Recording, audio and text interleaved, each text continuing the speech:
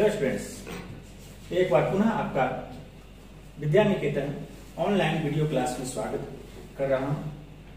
आज हम पुनः क्लास 7 चैप्टर 5 जिसका part 2 history architecture during the medieval period का भाग 2 हम आपके पास लेकर के आए। इससे पहले पार्ट 1 में हमने ये 2 पॉइंट पर चर्चा किया था, significance of construction by the rulers and architecture during the early middle period। इस दोनों पॉइंट पर चर्चा करने के दरमियान वहां पर एक क्वेश्चन उभर करके आई थी, आप लोग ध्यान दिए होंगे कि नागर शैली और द्रविड़ शैली में क्या डिफरेंस है। संभवतः वहां आप लोग समझ लिए होंगे, तो नहीं, अगर नहीं समझ पाए होंगे तो एक बार मैं पुनः आपको बता देने की कोशिश कर रहा हूं कि नागर शैली और द्रविड़ शैली में मुख्य रूप से क्या जो कंस्ट्रक्शन हो रहा था, मंदिरों का निर्माण हो रहा था, क्या उसमें चेंजिंग थी। तो नागर शैली का प्रयोग खास करके उत्तर भारत में होती थी, जबकि द्रविड़ शैली का प्रयोग दक्षिण भारत में होती थी। नागर शैली में जो कंस्ट्रक्शन होते थे, खास करके मंदिरों का कंस्ट्रक्शन, वह कई लेयर में होता था, कई माने मंजिलों में होता था, कई स्तरों पर होता था। लेकिन द्रविड़ शैली में एक ही स्टेज होती थी, सिंगल स्टेज, यानी उसके जो शिखर होते थे वह मल्टीपल होता था नागर शैली में, और द्रविड़ शैली में सिंगल शिखर होती थी। उसके बाद नागर स्टाइल में जो टावर होती थी, मंदिरों के जो टावर होती थी, वो सेंटर पॉइंट पर बनती थी और वह उसको कहते हैं वृत्ताकार, वृत्त के माने आकार में होती थी। जबकि द्रविड़ शैली में जो सेंटर होते थे वो पिरामिड के रूप में, आप दक्षिण भारत में जो भी मंदिर देखिएगा पिरामिड माने ट्रायंगुलर शेप में आ जाता था, उसके ऊपर शिखर बनती थी। तो ये सब कुछ इंपॉर्टेंट पॉइंट है जो आपको डिफरेंस बताती है। उसके बाद एक और सबसे इंपॉर्टेंट पॉइंट था कि Nagara style is the entrance of sanctum Ganga and Yamuna. मान नागर स्टाइल की जो भी मंदिर हम लोगों को देखने को मिल रही है वो गंगा और यमुना के क्षेत्रों में देखने को मिल रही है। तो उत्तर भारत पहले ही हम बता दिए थे। लेकिन द्रविड़ शैली के जितने भी मंदिरों में द्रविड़ स्टाइल के जो भी आर्किटेक्चर्स हैं वह मुख्य रूप से आपके खास करके द्रविड़ व्यक्ति जहां पर जाकर के अपना निवास स्थान बनाया, यानी दक्षिण भारत, गोदावरी नदियों के तट पे ये ज्यादातर देखने को मिलती है दक्षिण भारत में। तो ये सब कार्य कई सारे हैं। आज हम लोग चलते हैं इसके तीसरे नंबर पॉइंट पर। ये दोनों तो हम लोग का कंप्लीट है। आज हम लोग चल रहे हैं temple of the Vijayanagar periods. इसके लिए आप अपने बुक पर आप ध्यान दें, क्योंकि हम तो रीडिंग करेंगे बुक से ही और उसी को आपको समझाने की कोशिश करेंगे। तो देखिए, the powerful south Indian dynasty of Vijayanagar is famous for its administration, trade and progressive social condition and for the development of art, culture and architectures. माने भारतीय साम्राज्यों में सबसे शक्तिशाली साम्राज्य विजयनगर का, वह अपने एडमिनिस्ट्रेशन के लिए, व्यापार के क्षेत्र में, सोशल कंडीशन के क्षेत्र में अपनी आर्ट, कल्चर और आर्किटेक्चर के कारण काफी विकास के पथ पर अग्रसर था। The architectures and cultures of Vijayanagar era is heavily influenced by early dynasties like the Chola, Chalukya, Pandya and Hoysala. यानी इनसे पहले के जो साम्राज्य थे, विजयनगर साम्राज्य से पहले जो भी उस क्षेत्र में शासन किया, खास करके चोल, चालुक्य, पांड्या, उनसे यह साम्राज्य, विजयनगर का साम्राज्य काफी सुदृढ़, पावरफुल, एडमिनिस्ट्रेशन के साथ साथ आर्किटेक्चर में भी था। इस दरमियान कई सारे मंदिरों का, महलों का, स्मारकों का निर्माण हुआ, जो खास करके दक्षिण भारतीय स्टाइल के लिए जानी जाती है।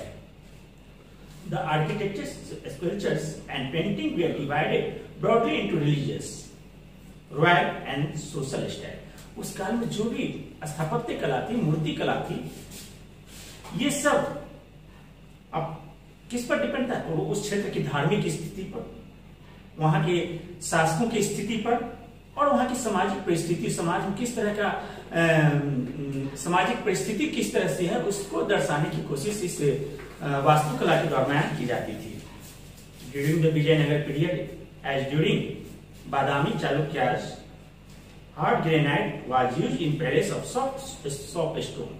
अब इस विजयनगर साम्राज्य में खास करके बादामी चालुक्य के शासन के पीरियड में हार्ड ग्रेनाइट स्टोन का प्रयोग किया जाने लगा आर्किटेक्चर्स के रूप में। लेकिन उससे पहले जो होता था सॉफ्ट स्टोन माने हल्का पत्थर का प्रयोग किया जाता था जो कि आसानी से टूट सकती थी, लेकिन अब उसके जगह पर हार्ड ग्रेनाइट का प्रयोग किया जाने लगा, जिसके कारण जो भी मूर्तियां बनती थी, जो भी स्थापत्य कला यानी आर्किटेक्चर्स बनते थे, वो काफी स्ट्रांग होते थे, मजबूत होते थे। ये सारे स्ट्रक्चर्स आर्किटेक्चर वह द्रविड़ स्टाइल में, काफी टिपिकल द्रविड़ स्टाइल में था। भी थे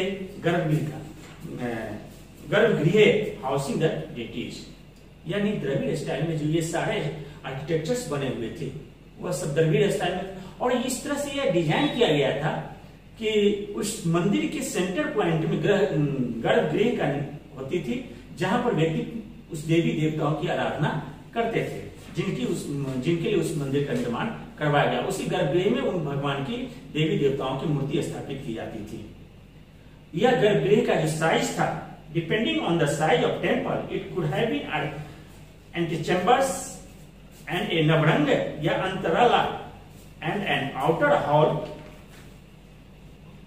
और a pillar hall of a special ceremonies, यानी मंदिर की जो गर्भगृह होती थी उसका आकार वह डिपेंड करता था उसके बाहरी बनावट के ऊपर।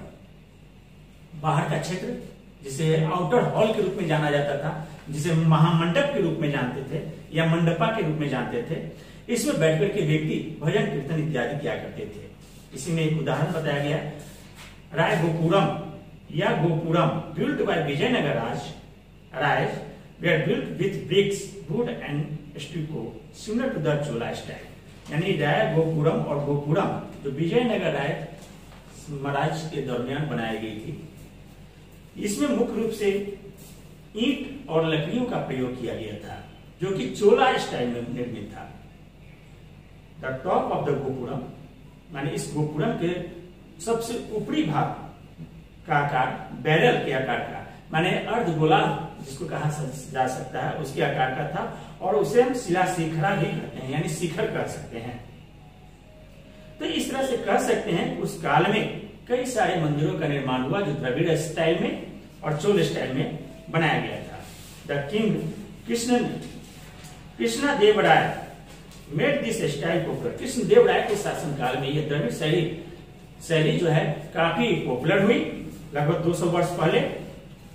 और इसमें एक नया चीज जोड़ा गया, प्रदक्षिणा पाठ। माने द्रविड़ शैली में जो विकास होते गया, इसका खास करके कृष्णदेवराय के शासन काल में जो लगभग 200 वर्ष पहले were built in the style जो ये निर्माण हुआ, उसमें मुख्य रूप से अब गर्भगृह के साथ महामंडप और उसके साथ साथ प्रदक्षिणा पाठ, यानी उस गर्भगृह के चारों ओर एक स्पेस नुमा आकृति में डिजाइन बनाया गया, उसको क्लोज करके, जहां पर व्यक्ति उस गर्भगृह for the divorce to a circle, जहां पर व्यक्ति उस गर्भगृह को सर्कल माने उसके चारों ओर घूमते थे, और उसके बगल में वाटर टैंक का भी निर्माण किया जाता था। पिलर भी डेकोरेटेड। अब उस गर्भगृह साथ ही साथ वो जो महामंडप होते थे उसमें सैकड़ों हजारों की संख्या में पिलर होते थे, और उस पिलर के आंतरिक भाग को विभिन्न तरीके से सजाया जाता था, खास करके हिप्पोग्राफिक्स यानी कि जीव जंतुओं का पिक्चर। आपके यहाँ पिक्चर में है, आप पिक्चर यह देख सकते हो कि जो भी पिलर है वह पिलर मुख्य रूप से घोड़े या अन्य जानवरों के चित्र उस पिलर पर अंकित कर दी जाती थी, और उसके साथ साथ मंदिरों के आंतरिक दीवारों पर पौराणिक देवी देवताओं की कथाओं को लिखा जाता था। यानी देवी देवताओं की, खास करके Hindu A mythical creation seen in many Hindu temples and gods and goddess. माने उस दीवारों पर पौराणिक कथाओं को चित्रों के द्वारा बताने की कोशिश की जाती थी। Hindu mythology, most of the mandapa had a thousands ornate pillar, यानी मंडप जो होते थे हजारों पिलरों पर स्थित होता था। Like the one seen in the Jain basadi and Moodabidri. Another significant characteristics was the sum of shrine were made especially for sant like the वैष्णव संत रामानुजाचार्य। और इसी तरीके से कई सारे मंदिरों का निर्माण कर रहे हैं। खास करके एक उदाहरण यहाँ पर आपको बताया गया है कि वैष्णव संत रामानुजाचार्य रामानुज के लिए विशेष मंदिरों का निर्माण किया गया। This shrine with image of the sant made different. और ये श्राइन बोर्ड के द्वारा अलग अलग संतों के लिए मंदिरों का निर्माण किया जाता था और वो सारे के सारे द्रविड़ स्टाइल में मंदिर होते थे। अब ये इस मंदिर का जो बेस होता था या महलों का जो बेस बनता था, palace were construct on dash granite platform which they decorated with friezes. माने महलों के बेस या मंदिरों के बेस को एक मजबूत ग्रेनाइट पत्थर से तैयार की जाती थी। The palace were located with their own compound with high wall and could be entered through passageway by doorways at various level। ये यानी महल जो बनती थी उसकी जो दीवार होती थी काफी ऊंचे ऊंचे होते थे और उसमें एक स्पेशल डोर बनाया जाता था जिसे हम लोग गुप्त द्वार के रूप में जानते थे, जहां पर बैठ करके देखिए पहले आगे beam and pillar were made of would. ये बीम और पिलर जो होते थे लकड़ियों से बने होते थे। उसकी छत जो है ईंटों से बनते थे या लाइम कंक्रीट यानी चूना पत्थर से उसको तैयार किया जाता था। और कहीं कहीं उसमें फाइनल टच देने के लिए कॉपर का भी प्रयोग किया जाने लगा था। Decorated with sculptures of elephant, गीस या इवन ह्यूमन फिगर्स। और उनकी दीवारों की आंतरिक भागों पर माने योद्धाओं की तस्वीर, विभिन्न प्रकार के जानवरों की तस्वीर अंकित होती थी। तो इस तरह से हमने देखा कि विजयनगर साम्राज्य में आर्किटेक्चर स्टाइल जो था काफी डेवलप हुआ और उस खास करके उसके आगे जो है ये कृष्णमादेव उनके शासनकाल में और काफी ज्यादा डेवलप किया। अब हम लोग देखें कि राजपूतों के शासनकाल में किलों का निर्माण और महलों का निर्माण में जो होती थी उसमें वास्तु निर्माण कला या भवन निर्माण कला किस तरह से होता था, किस तरह के आर्किटेक्चर्स होते थे, तो इस पर चर्चा करें। अब हम लोग आप अपने जो भी ये विजयनगर के बारे में है उसको आप डिटेल थोड़ा थोड़ो डीपली इस बुक को रीड कीजिए। देखिए आप the Rajput style of architecture by dynamic. राजपूतों की जो निर्माण कला थी वो काफी गतिशील थी। The art and architectures of Rajput show a keen sense of art and beauty as seen in the temple and fort constructed by them. उनके द्वारा जो भी मंदिर और किलों का निर्माण करवाया गया था वह अपनी कला के लिए, अपनी सुंदरता के लिए जानी जाती है। जिसमें कैलाश एलोरा गुफा, एलोरा के पास कैलाश मंदिर, एलोरा एंड एलिफेंटा के पास कैलाश मंदिर जो राजपूतों के शासनकाल में बनवाया गया था।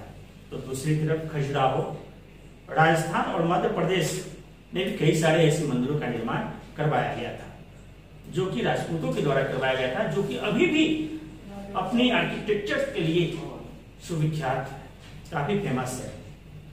इन सबों में इंडो आर्यन स्टाइल को अपनाया गया था, यानी राजपूत पीरियड में जो आर्किटेक्चर्स थे वह इंडो आर्यन स्टाइल का वास्तुकला का निर्माण हुआ था। उसी स्टाइल में, उस स्टाइल में मुख्य रूप से गर्भगृह यानी जहां पर मंदिर बनती थी, इनके शासन काल में भी मंदिरों में एक गर्भगृह होता था जहां पर देवताओं की आराधना की जाती थी। उस मंदिर के टॉप श्री को शिखर कहा गया था और उस पर कलश होती थी उसके टॉप पॉइंट पर, जिसमें मुख्य रूप से आप भुवनेश्वर का लिंगराज टेम्पल इसका एक बेस्ट एग्जाम्पल आ जाता है।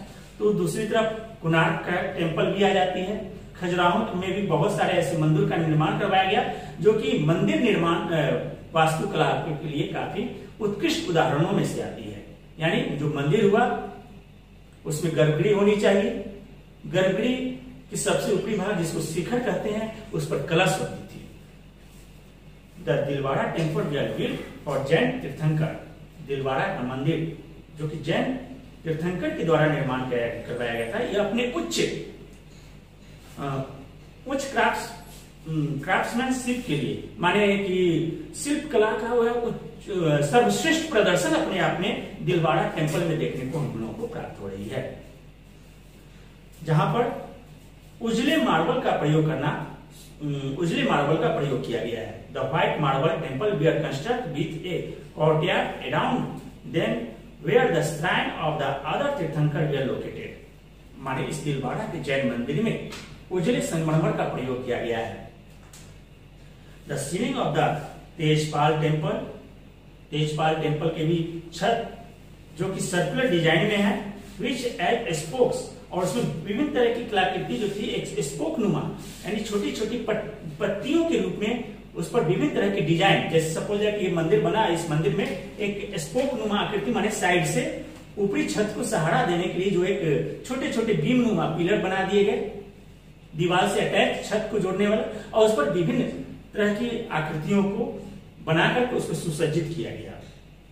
खास करके तेजपाल मंदिर में ऐसे उदाहरण देखने को मिल रही है।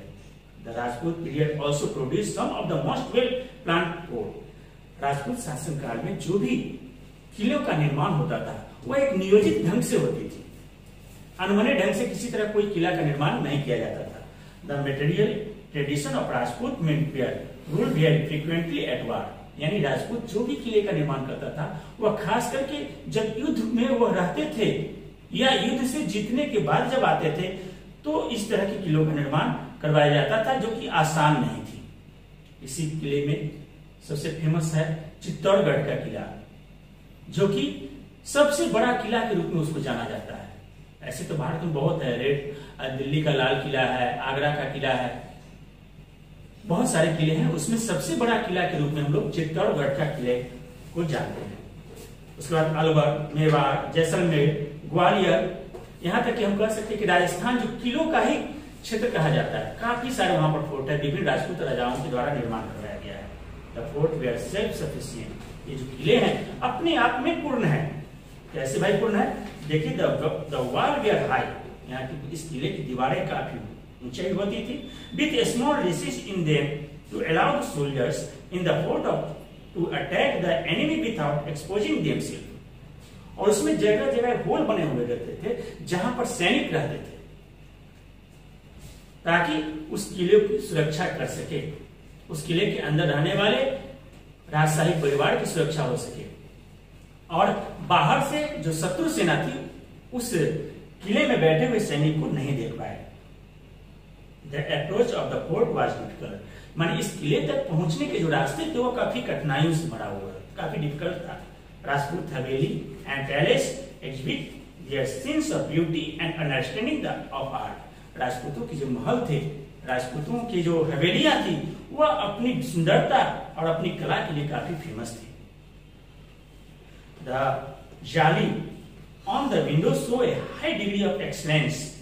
खिड़कियों पर जो पत्थरों पर नक्काशी करके जो छिद्र बनाए जाते थे, जाली नुमा छिद्र, वह अपने आप में नक्काशी का सबसे उत्कृष्ट उदाहरण दर्शाता है।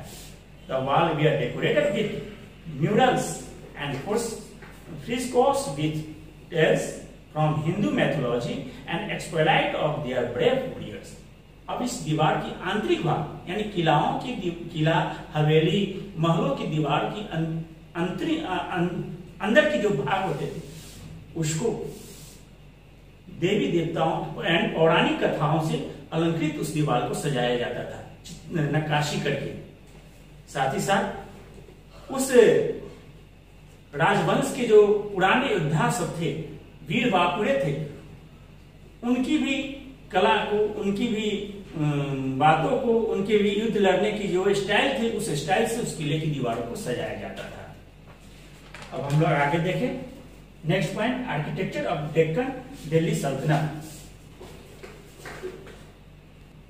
अब हम लोग नेक्स्ट टॉपिक जो है हमारा architecture of Deccan and Delhi Sultanate. Delhi और डेक्कन सल्तनत के दरमियान वास्तुकला।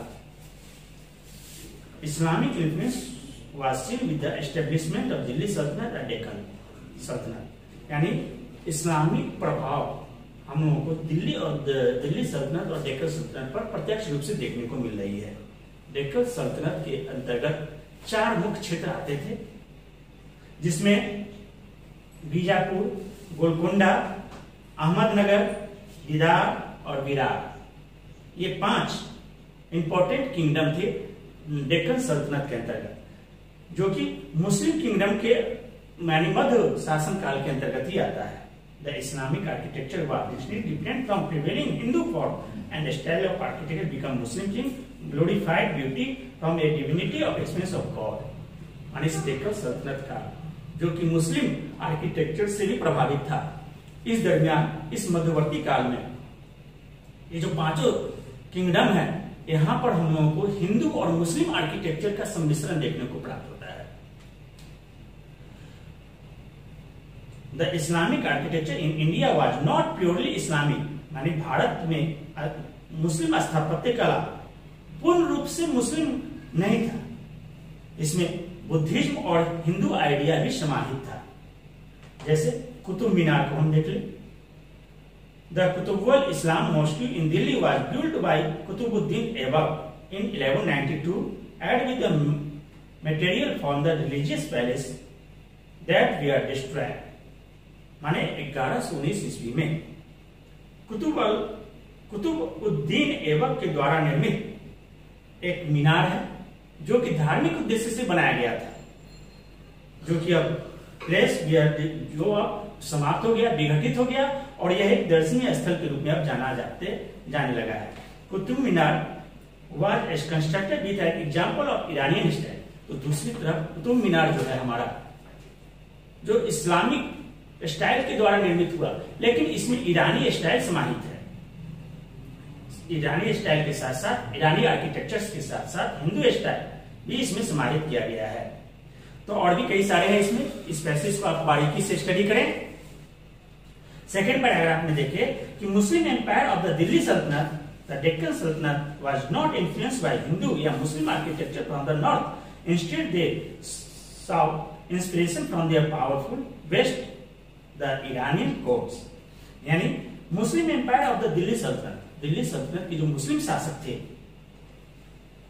मुस्लिम साम्राज्य थे, the Deccan Sultanate was not influenced by Hindu, वो हिंदुओं से उतनी प्रभावित नहीं थे या मुस्लिम से उतने प्रभावित नहीं थे, खास करके दक्षिण के क्षेत्र उत्तर के क्षेत्रों में। यानी उत्तर के क्षेत्रों में मुस्लिम आर्किटेक्चर का प्रभाव उतना देखने को नहीं मिल रहा है। जो भी है वह दोनों का मिश्रण है। अब हम नेक्स्ट देखें, मुगल इन्फ्लुएंस बाय आर्किटेक्चर्स। इसमें बहुत सारे हैं, आपका देखने में होगा कि गोलकोंडा फोर्ट हुआ, चार मीनार हुआ, निजामुद्दीन शाह का अहमदनगर का मोन्यूमेंट्स हुआ, ये सारे के सारे दोनों आर्किटेक्चर का सम्मिश्रण है और खास करके ईरानी स्टाइल को भी इसमें अपनाया गया है। और सबसे अंत में हम लोग देखें मुगल इन्फ्लुएंस ऑफ आर्किटेक्चर, माने स्थापत्य कला पर मुगलों का क्या प्रभाव पड़ा। द मुगल प्रभाव ऑन आर्किटेक्चर, माने आर्किटेक्चर पर मुगल स्थापत्य कला पर, वास्तुकला पर मुगलों का क्या प्रभाव पड़ा। North India is full of Mughal structure, Uttar Bharat Mughal structure से भरा पड़ा है। यहाँ पर विभिन्न तरह के मॉन्यूमेंट्स देखने को मिल रहे हैं, जिसमें खास करके आगरा और दिल्ली में तो बहुत सी सारे हैं, जिसमें अकबर का मकबरा, the tomb of Akbar and Mumtaz Mahal and the palace of fort Fatehpur Sikri और फतेहपुर सीकरी का महल, ये सारे के सारे अपनी स्थापत्य कला की सुंदरता के लिए काफी जानी जाती है। ये अपनी कला के लिए काफी फेमस है, स्थापत्य कला के लिए यह क्षेत्र काफी फेमस है। During the Mughal region, Mughal काल के दरमियान architecture reach new high, Mughal शासन के दरमियान स्थापत्य कला यानी निर्माण कला जो थे एक नई ऊंचाई को प्राप्त करते जा रही थी। The passionate builders, each of the early empires had made his presence felt through stone architecture, which were exquisite example of craftsmanship। यानी जो शिल्पकार थे वह पत्थरों को तराश करके एक नई कला का निर्माण करते थे, एक नए तरीके से उसको सुसज्जित करने की कोशिश करते थे।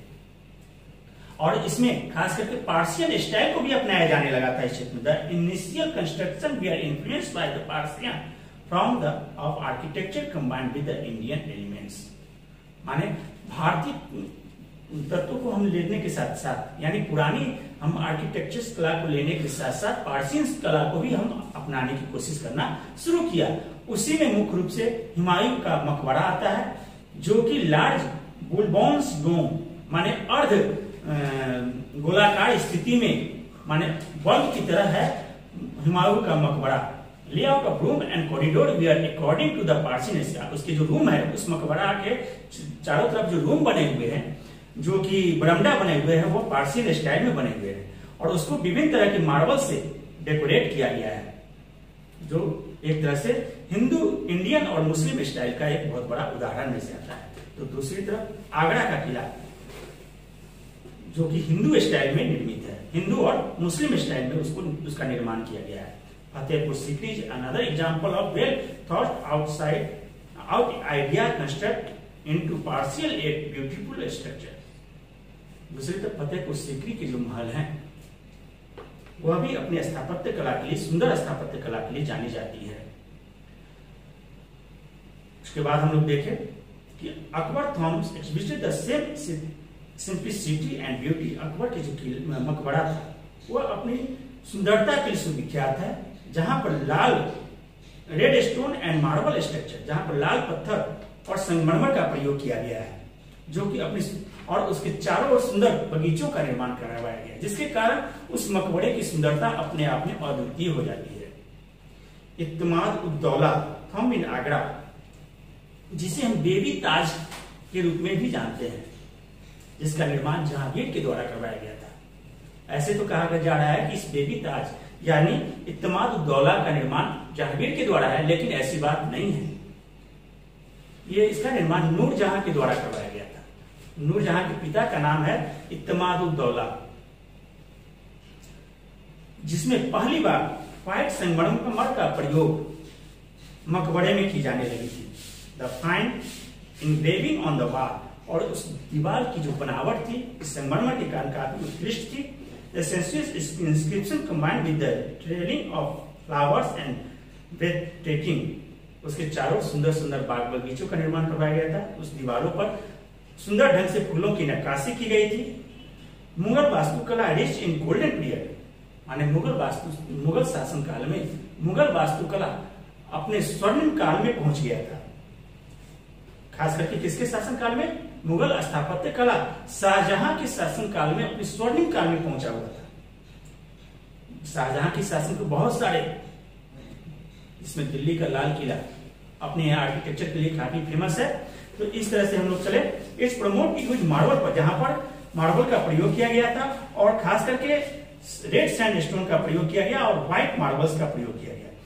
उसके बाद और भी कई सारे हैं। शाहजहां के द्वारा ताजमहल का निर्माण थॉम ऑफ हिज बिलीफ, जो मुमताज की याद में की गई है, जो कि अपनी सुंदरता के लिए मार्बल स्ट्रक्चर्स के लिए काफी फेमस है। और भी है, तो इसको आप देखिएगा। Shahjahan also construct by city of Shahjahanabad, Shahjahan के द्वारा एक नए शहर की स्थापना की गई शाहजहानाबाद दिल्ली के नजदीक। वह भी अपनी निर्माण कला के लिए काफी वह क्षेत्र फेमस था। उसको सुव्यवस्थित ढंग से बसाया गया था। Architecture as a form of art, इस तरह से हम कह सकते हैं कि मुगल काल के दरमियान आर्किटेक्चर एक कला थी जिसे काफी प्रोत्साहित की गई। खास करके इसमें राजनीतिक, आर्थिक और सामाजिक परिस्थितियों को देखते हुए इस कला को काफी आगे की ओर बढ़ाने की कोशिश की गई। तो इस तरह से कह सकते हैं कि मध्यवर्ती काल में हमारी जो स्थापत्य कला थी, निर्माण कला थी, वह काफी अलग अलग राजवंशों के शासन काल में अलग अलग तरीके से इसको विकास करने की कोशिश की गई। इस तरीके से हमारा ये चैप्टर खत्म हो जाता है। ये 6 पॉइंट हम लोग ने समझाने का प्रयास किया, लेकिन आपसे आग्रह है कि इस बुक को, इस चैप्टर को डीपली पढ़िए, एक एक लाइन को समझने की कोशिश कीजिए, तभी आप वास्तु निर्माण कला को आप समझ सकते हैं कि किस शासन काल में किस तरह के स्ट्रक्चर्स का निर्माण होता था। अब इससे संबंधित जो असाइनमेंट आपको दे दिया गया है, इसको आप कंप्लीट करें और इस चैप्टर में जो भी क्वेश्चन आंसर है उसको कंप्लीट करें। इस तरह से हमारा 50% ये सोल्व हो गया और इसी 50% यानी कि 10 चैप्टर में से 5 चैप्टर आपका कंप्लीट है। इसी 5 चैप्टर तक आपके जो नवंबर में एग्जाम होने वाले हैं उसमें आपसे क्वेश्चन पूछे जाएंगे। तब तक के लिए धन्यवाद।